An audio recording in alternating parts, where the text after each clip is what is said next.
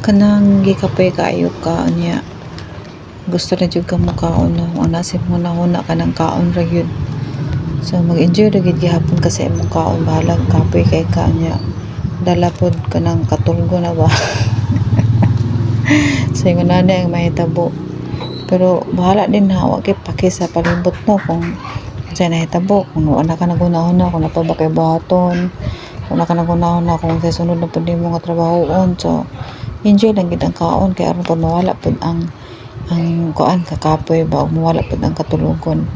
Kani siya nga video guys kadto pa ni dito pa ko nagtrabaho sa Saudi sa Riyadh no. So nangagi lang gid nga mga videos ako nakakita og balik kay tungod nang check ko ka nang delete ko sa mga video sa ako ang gallery. So muni ako mga kitaan ba madumduman ako nga ako ang mga kaagi sa una. So yung nanay ang mahitabo no gutom kay ka pasalamat na lang ganita kay pasalamat na lang ko kay nga ako pong employer nagsuporta gid pagkaon ako sa bisag unsa ka kapoy na parte jud ka kapoy kay ako ra man isa.